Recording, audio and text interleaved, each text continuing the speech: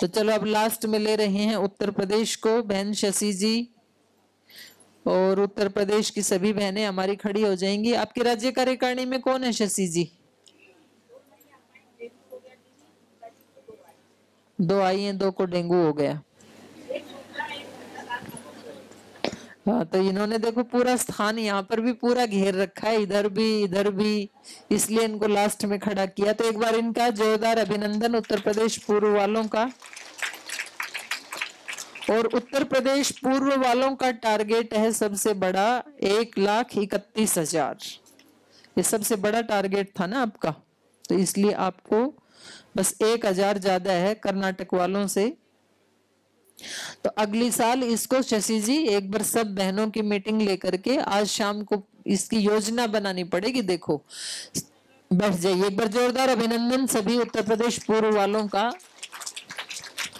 एक बात ध्यान से सुनिए आप, देखो आप जब तक टारगेट को सामने रख करके और उसकी योजना नहीं बनाएंगे, तो अगर किसी प्रांत में कम कार्य हो रहा है तो इसमें आधा दोष उस प्रांत के नेतृत्व का है, क्योंकि वो सबको सेवा में नहीं लगा पा रहे हैं। आपको हर बहन को कार्य लिख के देना रिटर्न में। जो अच्छी बहनें, आपको इन 5 गांवों में जाके शिविर लगाने हैं, आपको 10 गांव में लगाने हैं, वो 10 गांवों के नाम भी होने चाहिए, उसको रिटर्न में देना। ये राज्य कार्यकारिणी और राज्य प्रभारियों का काम है। राज्य प्रभारी बहनें और राज्य कार्यकारिणी की सदस्य अपने जिले की, हर एक अलग अलग जिले की जो कर्मठ कार्यकर्ता बहनें हैं और जो नियमित योग कक्षा चलाती हैं, उनकी अलग से एक मीटिंग ले लीजिए। जाने के बाद नोट कर लो, आप भूल जाओगे, आपकी डायरी में नोट कर लीजिए। नियमित योग कक्षा लगाने वाले प्लस कर्मठ कार्यकर्ता प्लस डोनेशन लाने वाले, इनकी एक मीटिंग बुला लीजिए और सबको टारगेट दीजिए रिटर्न में। किसी को 5 गांव, किसी को 10 गांव। 10 गांव में, 10 गांव का मतलब है 10 शिविर, वहां जाकर के 10 योगा कैंप लगाएं, फिर योगा कैंप को क्लास में कन्वर्ट करें और फिर आप उनको ये टारगेट दें 2 महीने का। 2 महीने के बाद फिर बुलाना है उन्हीं बहनों को और फिर आपको उनसे रिपोर्टिंग लेनी है कि जितना आपको टारगेट दिया था उसमें से आपने कितना अचीव किया। और उनमें जिन बहनों ने 100% अचीव किया उनके नाम हमें यहाँ मुख्यालय में भेजिए। हम यहाँ से भी उनको अप्रिशिएट करेंगे, उनको भी यहाँ से भी सम्मानित करेंगे। तो सेवा करने वालों के नाम आप हमें यहाँ भी भेजें कि आपने उनको ये टारगेट दिया था और उन्होंने। अच्छा, ऐसे भी हो सकता है किसी बहन को वो 2 महीने में कोई घर में शादी आ गई, कोई इमरजेंसी आ गई, मान लीजिए वो नहीं कर पाई 2 महीने में, लेकिन अगले 2 महीने में बहुत अच्छी परफॉर्मेंस रही, तो आप हमें टोटल 1 वर्ष का दे दीजिए।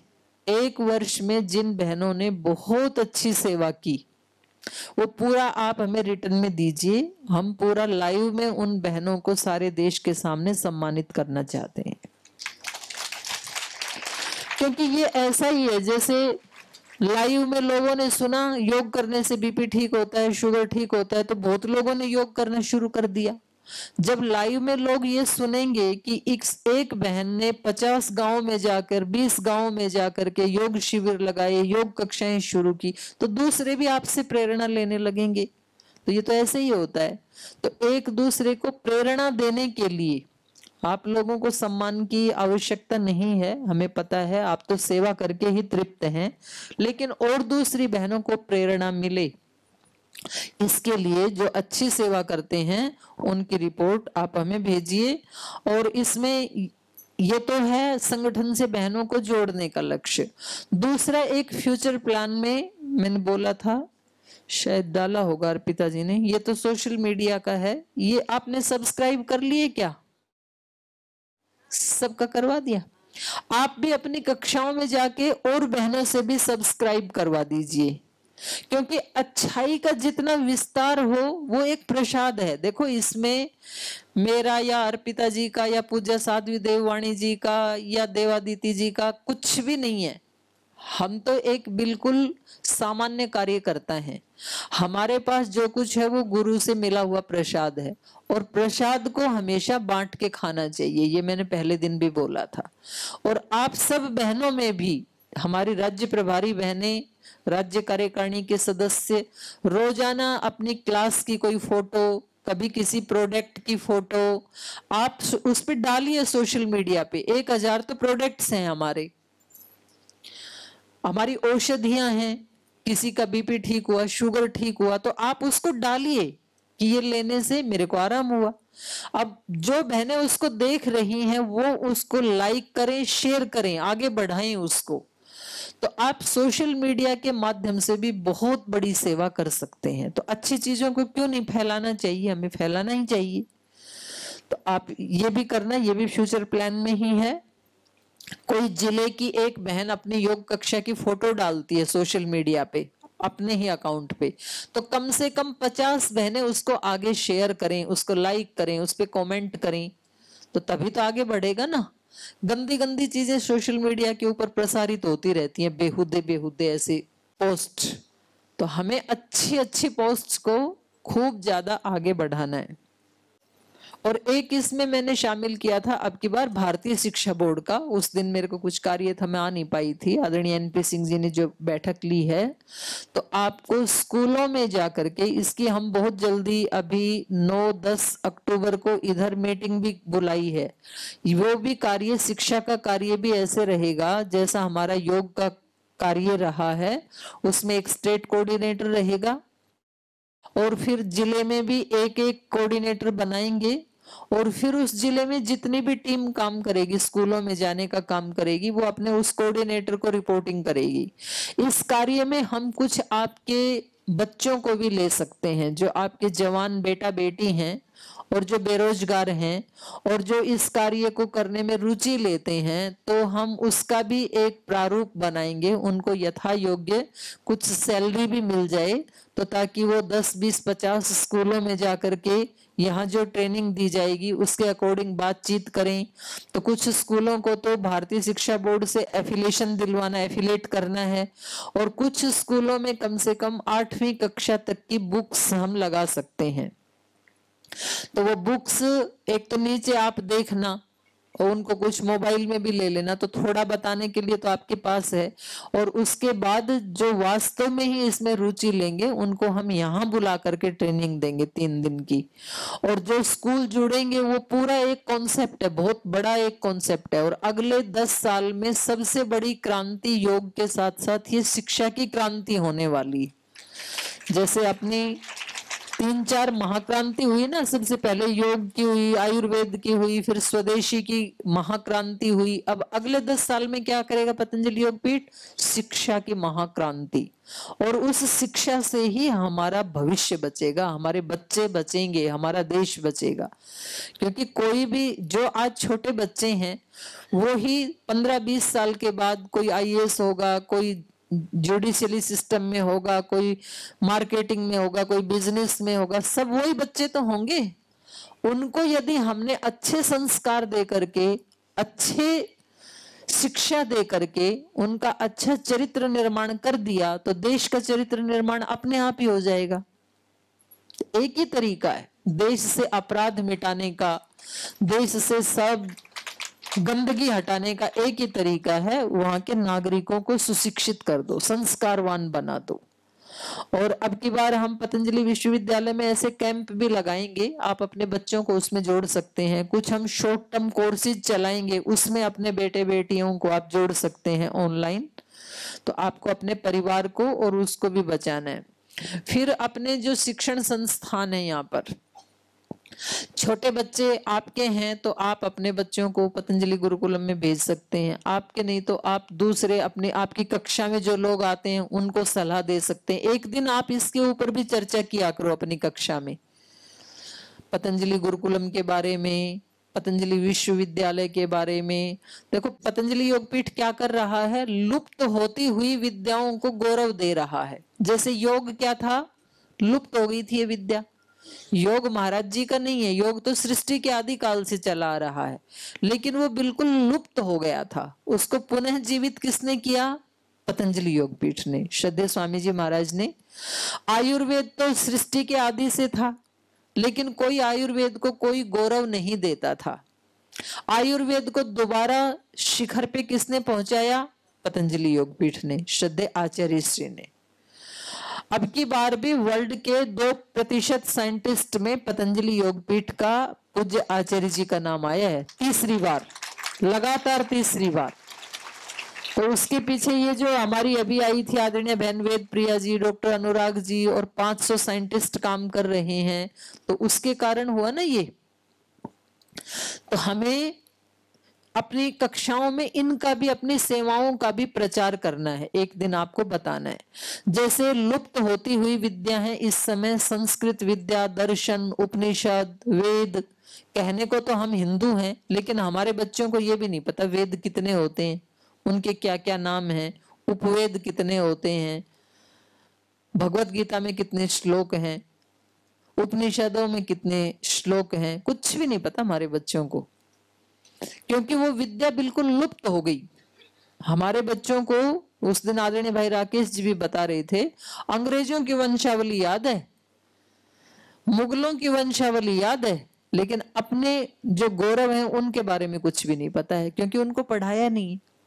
तो आप अपने बड़े बच्चों को 12th के बाद पतंजलि विश्वविद्यालय में व्याकरण और दर्शन से BA और MA करने के लिए भेजिए। उससे क्या होगा, एक तो वो युवा हैं, तो हम उनके अंदर अपने दर्शन, उपनिषद आदि के संस्कार भर देंगे, तो आपके बच्चे अच्छे बन जाएंगे। दूसरा, ये 2 डिपार्टमेंट में जो मेहनत से पढ़ेगा उन बच्चों को जॉब की गारंटी है। तीसरा, 50% फीस में कंसेशन है। चौथा, अगर इतनी भी फीस कोई नहीं दे सकता है, मान लीजिए गरीब है, तो 100% भी हम उसकी फीस माफ कर देते हैं। तो ऐसे युवकों को आप भेजिए, उनका भी उद्धार होगा। और जो महाराज जी का एक जो विजन है, इतना ऊंचा मिशन है कि हम उन लुप्त होती हुई विद्याओं को फिर से अपने युवक युवतियों तक पहुंचाएं, तो उसको हम फुलफिल करेंगे। और सौभाग्य से वो वाले तो दोनों डिपार्टमेंट हम ही देखते हैं, अपने व्याकरण और दर्शन वाले। तो आप उस इन सेवाओं के बारे में भी एक दिन चर्चा किया करें। अपने ट्रस्ट जैसे बताए थे वो आपकी जानकारी में होने चाहिए। तो आप एक पेज पे लिख लीजिए, पतंजलि की सेवाएं, पतंजलि क्या क्या सेवा करता है, शिक्षा में क्या सेवा कर रहा है वो बताइए, फिर जो अपने प्रोडक्ट्स हैं उनके बारे में बताइए। तो एक दिन आपको सेवाओं के बारे में भी बताना है। योग की तो कर रहा है, अपने कितने रिसर्च पेपर पब्लिश हो गए अभी तक, 500 पेपर, ये पता होना चाहिए। और भारतीय शिक्षा बोर्ड के बारे में भी यदि आप ज्यादा ना जाने तो आप अपनी कक्षा में उस ऐप के बारे में बता दीजिए, तो उसको फिर विजिट करके कोई व्यक्ति कोई भी जानकारी उसमें से प्राप्त कर सकता है। चलिए, अब हमें कार्य कैसे करना है, ये 7 सूत्रीय कार्यक्रम रहेगा। 7 पॉइंट हमने रखे हैं यहाँ पर। राज्य प्रभारी बहन स्वयं का और राज्य कार्यकारिणी सदस्य का और जिला प्रभारी बहनों का प्रति माह 20 दिन का प्रवास सुनिश्चित करेंगे।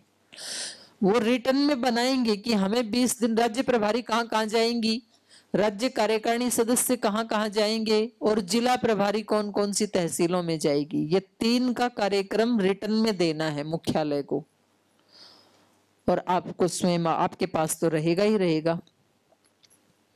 राज्य स्तर की जो संवाद प्रभारी बहन है और संगठन मंत्री है, जिन जिलों में ये बहनें जाएंगी, राज्य प्रभारी और राज्य कार्यकारिणी के सदस्य, वहां फोन करके पहले से ही अरेंजमेंट करना ये संगठन मंत्री का काम है और संवाद प्रभारी बहन का काम है।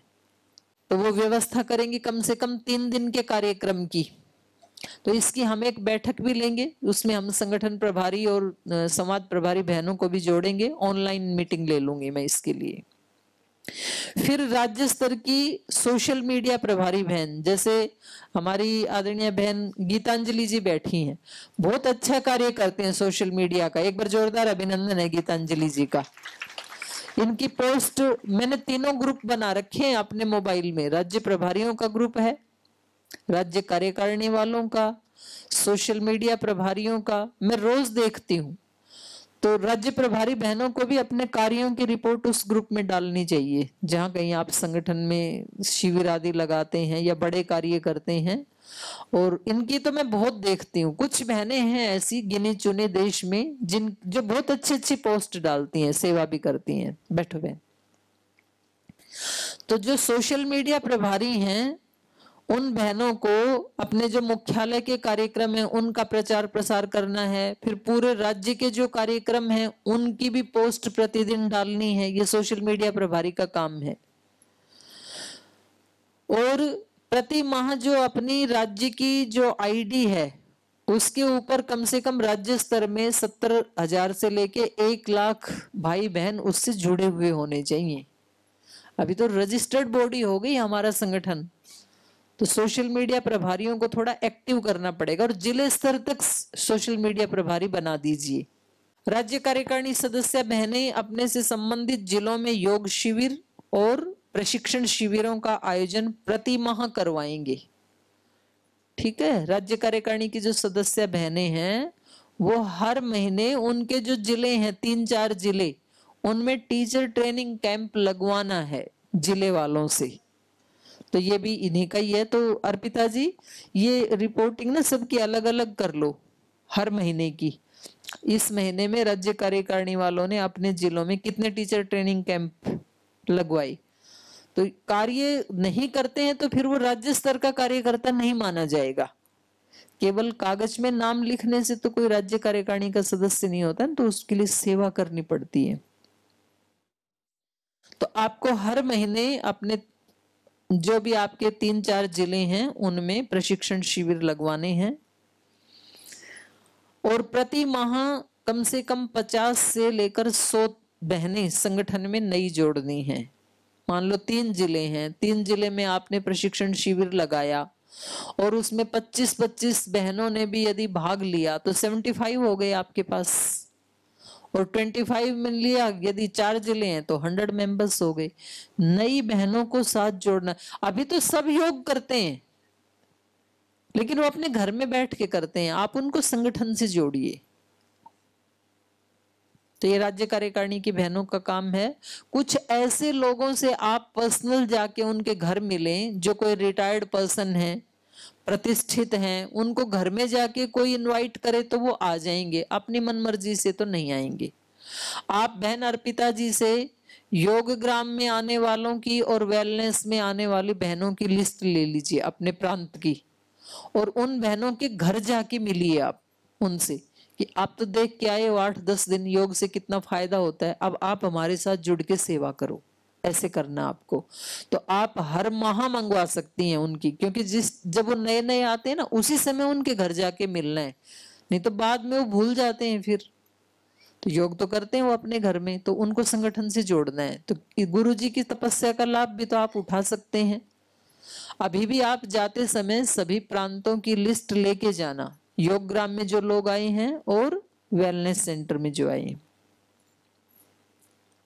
जिला प्रभारी बहनें अपनी अलग अलग तहसीलों में मीटिंग लेकर योजना पूर्वक गांव में जाकर प्रति माह 20 गांवों में जाकर योग शिविर और योग कक्षाएं शुरू करवाएंगी। ये मैंने पहले बता दिया। योग सेवा के दौरान पतंजलि के समस्त सेवाओं जैसे रोगानुसार योग, फिर वेलनेस के बारे में, योग ग्राम के बारे में, फिर जो लोग असाध्य रोगी हैं और वो दुखी पा रहे हैं, डॉक्टरों के यहाँ बेचारे चक्कर लगा रहे हैं, आप उनको योग ग्राम भेजिए, वेलनेस सेंटर भेजिए, आप उनको, वो ठीक हो जाएंगे, आपको दुआएं देंगे। तो ये भी आपको अपनी कार्य योजना में शामिल करना है। और हमने पिछले साल तो एक वो भी बनाया था कि जो जिस राज्य से जो राज्य प्रभारी बहनें ज्यादा लोगों को योग ग्राम और वेलनेस सेंटर भेजते हैं तो उनको थोड़ा हमने एक पारितोषिक भी उनके लिए रखा था क्योंकि ज्यादा लोगों को लाभ दिला रहे हैं ना वो लोग। तो उसमें सबसे फर्स्ट नंबर आया था महाराष्ट्र और मुंबई का था, पहला और दूसरा। तो आप भी ऐसे कीजिए। तो आप उनको योगग्राम की चर्चा करें और साथ साथ यज्ञ के बारे में, आज शाम को पूज्य स्वामी यज्ञ देव जी को बुलाया है, तो उसके बारे में भी आपको पूरा प्रशिक्षण देंगे। फिर भजन सत्संग का आयोजन करें आप, और स्वदेशी का प्रचार प्रसार। आप में से कितनी बहनें ऐसी हैं जो अपने किचन और बाथरूम में टोटल पतंजलि के प्रोडक्ट्स यूज करती हैं? नीचे कर लीजिए। और कितनी ऐसी हैं जो आधे पतंजलि के आधे दूसरी कंपनियों के यूज करती हैं? ये भी अच्छी सी संख्या है। तो अभी आपको जाकर के ना किसी भी मेगा स्टोर या किसी भी चिकित्सालय में जाके अभी आपको टोटल पतंजलि के ही यूज करना है। क्यों? आप 2 महीना मेरे कहने से यूज करके देखिए, दूसरी कंपनियों से हमारे प्रोडक्ट अच्छे हैं, उसमें कोई मिलावट नहीं है, केमिकल्स नहीं है, और दूसरी कंपनियों से सस्ते हैं। बल्कि मेरे को तो आदत पड़ गई लेक्स से स्नान करने की, तो आदत डालो ना आप स्वदेशी सोप से, एक बार नहा के तो देखो आप, आपको उससे अच्छा फील ना हो तो छोड़ देना 2 महीने के बाद। और मेरी गारंटी है एक बार वो प्रोडक्ट आप अपने घर में लाए तो आप कभी छोड़ नहीं पाएंगे। बहुत अच्छे प्रोडक्ट हैं हमारे, सस्ते हैं। और अभी दिवाली आ रही है, अब की बार दिवाली पे जो आप दूसरों को स्वीट्स गिफ्ट करते थे, अभी स्वीट नहीं देना। स्वीट में तो बहुत घोटाला है, बहुत मिलावट है। किसी ने उसमें आलू पैक कर दिया चीनी डाल करके, किसी ने चर्बी, बहुत बेकार बेकार चीजें ना, जो बच्चे खाएंगे बीमार पड़ जाएंगे। इसलिए स्वीट्स नहीं देना, आपको पतंजलि के प्रोडक्ट्स गिफ्ट में देने हैं। आप जो भी 500 रुपए का, 1000 रुपए का किसी को गिफ्ट देना चाहते हैं, सुंदर सुंदर प्रोडक्ट लाइए आप पतंजलि के। औषधियों का गिफ्ट दे सकते हैं, या फिर जो टॉनिक है उसका गिफ्ट दे सकते हैं, या जो रोजाना रोजमर्रा में खाने की चीजें, कोलेजन प्राश है, च्यवनप्राश है, अच्छी अच्छी चीजें हैं अपनी, तो उसका ही आपको गिफ्ट देना चाहिए।